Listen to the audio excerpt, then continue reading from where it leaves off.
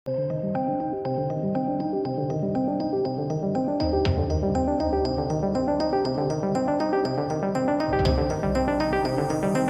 Friend, this is Rakesh और आप देख रहे हैं स्पेशलाइज्ड ट्यूटोरियल। आज हम बात करने जा रहे हैं होस्टिंग के बारे में। होस्टिंग से पहले हम सबसे पहले आपको ये बता दें कि इंटरनेट क्या है, इसको जानना भी बहुत ज़रूरी है। तो इंटरनेट है दुनिया का सबसे बड़ा इंटरकनेक्टेड नेटवर्क।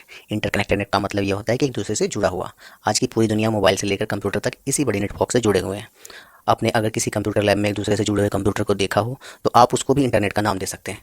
जब आपका कंप्यूटर कोई पब्लिक नेटवर्क से जुड़ जाता है तो वो भी इंटरनेट का एक हिस्सा बन जाता है, जिसे आप वेब सर्वर या वेब होस्ट भी कह सकते हैं। तो आप ये सोच रहे होंगे कि आपका कंप्यूटर भी एक सर्वर है, तो दूसरे लोग इसे क्यों नहीं देख पाते। तो इसका जवाब यह है कि हर कंप्यूटर और मोबाइल में प्राइवेसी और सिक्योरिटी रहता है, इसलिए दूसरे इसे एक्सेस नहीं कर पाते। अगर आप इसी सिक्योरिटी को हटा के पब्लिक एक्सेस दे देते हैं तो हर कोई आपके कंप्यूटर में रखे कंटेंट्स को देख पाएगा। अब हम आगे बात करेंगे कि वेब होस्टिंग होती क्या है।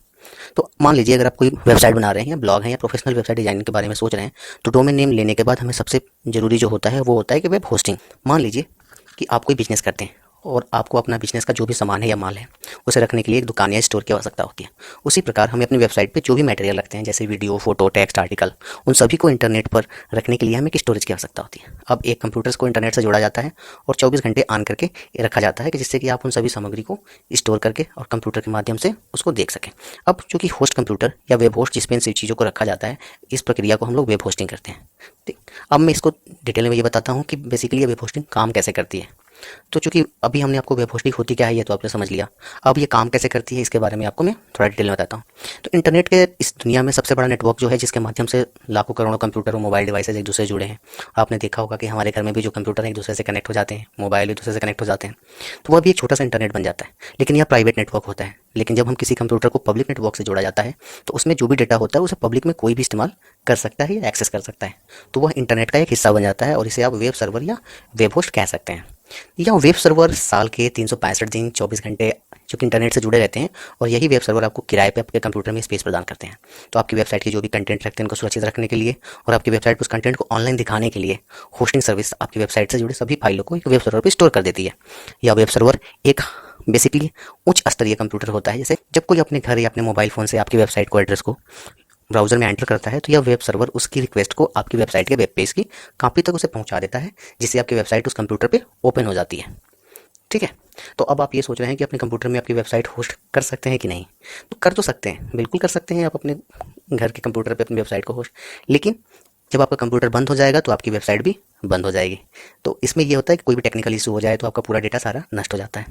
और इसी वजह से हम लोग क्या करते हैं कि किसी विश्वसनीय होस्टिंग कंपनी से अपनी वेबसाइट को होस्ट करा देते हैं, जिसका पूरा जिम्मेदारी उस कंपनी की होती है कि उस कंपनी की वेबसाइट को 24 घंटे होस्टिंग सर्विसेज ऑन रखे, जिससे कि कोई भी इंटरनेट कनेक्ट करके और हमारी इन सारी इन्फॉर्मेशन को वेबसाइट के थ्रू एक्सेस कर सकें। तो आई होप आपको ये समझ में आ गया होगा। अब हम बात करने जा रहे हैं कि वेब होस्टिंग कितने प्रकार की होती है। तो ऑपरेटिंग सिस्टम के आधार पर अगर हम देखें तो वेब होस्टिंग दो टाइप की होती है। पहली होती है लिनक्स वेब होस्टिंग और दूसरी होती है विंडोज़ वेब होस्टिंग। सो लिनक्स होस्टिंग और विंडोज़ वेब होस्टिंग में क्या अंतर होता है या दोनों में क्या होता है इसके बारे में बता रहा हूँ। तो स्टार्ट करते हैं लिनक्स होस्टिंग।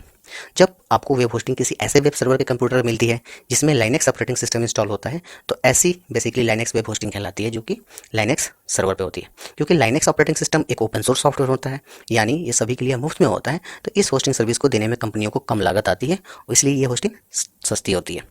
अब बात करते हैं विंडोज़ होस्टिंग में।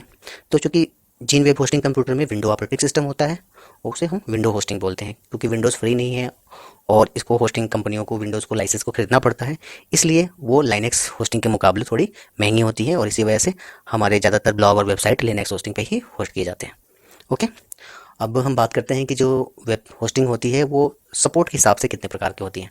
तो ये वेबसाइट सपोर्ट के ऑन बिहाफ पे हमारी जो वेब होस्टिंग होती है वो मेनली 3 टाइप की होती है: share web hosting, virtual web hosting and dedicated web hosting. Share web hosting के बारे में बात करें तो मैं एक एग्जांपल के तो समझाऊंगा जिसमें आपको समझ में आ जाएगा। तो शेयर वेब होस्टिंग एक सर्वर पर एक साथ कई सारी वेबसाइट फाइल को स्टोर करके रखा जाता है, इसीलिए यह होस्टिंग शेयर वेब होस्टिंग कहलाती है। उस कंप्यूटर के सभी रिसोर्सेज जैसे प्रोसेसर, रैम, हार्ड डिस्क सभी वेबसाइट मिलकर इस्तेमाल करते हैं। लेकिन यह इसी वजह से इस होस्टिंग के सभी रैम और प्रोसेसर यूज होते हैं, इसलिए इनके होस्टिंग सभी होस्टिंग की अपेक्षा सस्ती होती है। लेकिन इसके कुछ नुकसान यह है कि तब तक ठीक है जब तक कि आपकी वेबसाइट नहीं है, उस पर आने वाले विजिटर की संख्या कम है। अगर किसी वजह से आपकी वेबसाइट पे विजिटर की संख्या बढ़ जाती है तो उसका असर उस होस्टिंग पे दिखाई देती है और आपकी वेबसाइट पे भी उस नज़र आती है। यानी अगर कोई वेबसाइट धीमी होती है, डाउन होती है, तो उन सबके वेबसाइट डाउन होते ही जाएंगे, चाहे वो आपकी हो या किसी और की, उन सभी वेबसाइट के पेजों को खोलने में काफ़ी समय लगेगा। लेकिन ऐसा बहुत कम होता है। यह ऐसी टाइप है जैसे कि एक ही कमरे को कई लोगों के द्वारा शेयर किया जा रहा हो या किराए पे लिया जा रहा हो। ओके, तो आई होप आपको समझ में आ गया शेयर वेब होस्टिंग क्यों सस्ती होती है, क्योंकि ये कई लोगों के द्वारा शेयर की जाती है और इसमें जो भी रिसोर्सेज होते हैं, हमारे रैम, हार्ड डिस्क, प्रोसेसर, ये चूंकि सभी लोगों के द्वारा यूज किया जाता है। तो जब भी आपको अपने नई वेबसाइट स्टार्ट करती हैं तो आप शेयर वेब होस्टिंग से ब्लॉगिंग स्टार्ट कर सकते हैं, क्योंकि उस समय आपके पास विजिटर कम होते हैं। लेकिन जब से आपके वेबसाइट में विजिटर बढ़ गया या फिर आपकी कोई चीज़ कंटेंट वायरल हो गया, उस सिचुएशन को आपको ये शेयर वेब होस्टिंग पे ज़्यादा विजिटर होने की वजह से आपकी साइट धीमी हो सकती है या फिर क्रैश हो सकती है। तो उस सिचुएशन पे आपकी वेब होस्टिंग को आपको स्विच करना पड़ेगा एक ऐसे वेब होस्टिंग में जो कि इससे पावरफुल हो।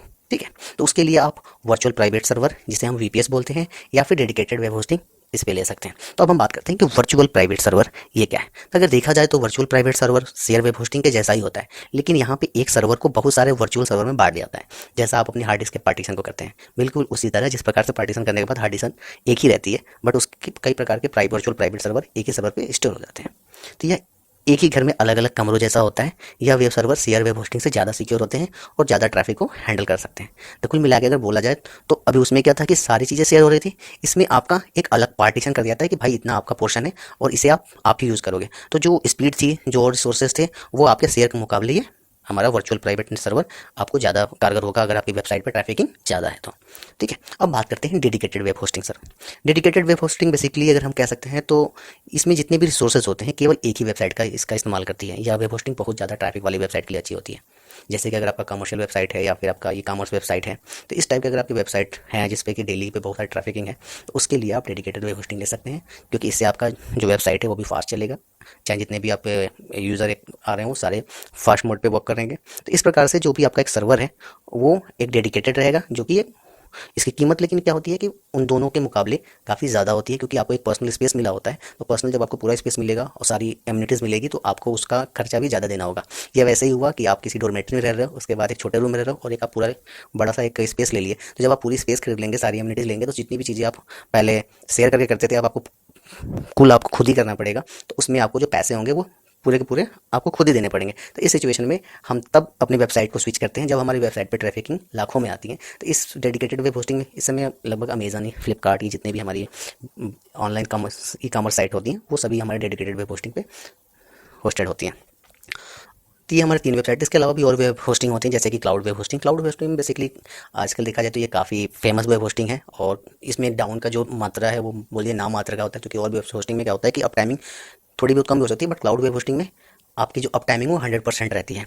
तो क्लाउड होस्टिंग कई सारे वेब सर्वर का ग्रुप होता है जो अलग अलग देशों में स्थापित होता है। ओके, इन सभी होस्टिंग को इंटरनेट से जोड़ दिया जाता है और यहाँ पे आपसे एक वर्चुअल सर्वर क्रिएट कर दिया जाता है आपके लिए। आपकी जो भी रिक्वायरमेंट होती है उसके हिसाब से एक वर्चुअल सर्वर क्रिएट किया जाता है, जिसे हम लोग क्लाउड सर्वर कहते हैं।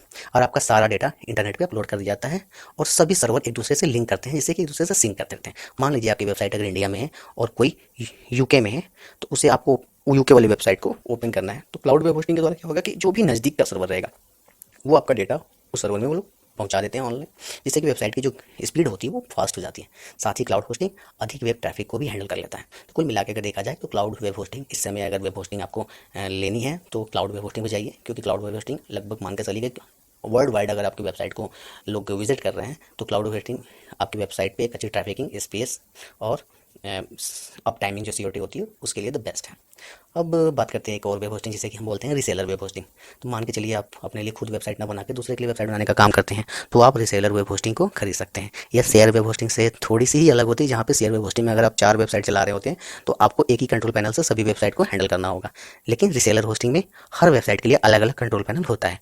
यह उन बिजनेसमैन के लिए बहुत फायदेमंद होता है जो वेब होस्टिंग का बेसिकली कारोबार कर रहे हैं, या फिर रिसेलर वेब होस्टिंग के द्वारा आप अपना खुद का बिजनेस स्टार्ट करना चाहते हैं और अपने वेब सर्वर पे अलग अलग स्पेस बना के लोगों को होस्टिंग सेल करना चाह रहे हैं। तो इस टाइप की जो होस्टिंग कहलाती है वो हमारी रिसेलर वेब होस्टिंग कहलाती है। तो आई थिंक आपको होस्टिंग के बारे में काफ़ी कुछ पता चल गया होगा। आप अपनी कोई भी प्रतिक्रिया हो, कोई भी सुझाव हो, कोई भी क्वेरी हो, आप हमारी क्लासरूम पे अपना कमेंट कर सकते हैं, क्योंकि यहाँ पे कमेंट सेक्शन डिसेबल है। थैंक यू सो मच आप हमारे साथ बने रहने के लिए। आपका दिन शुभ हो।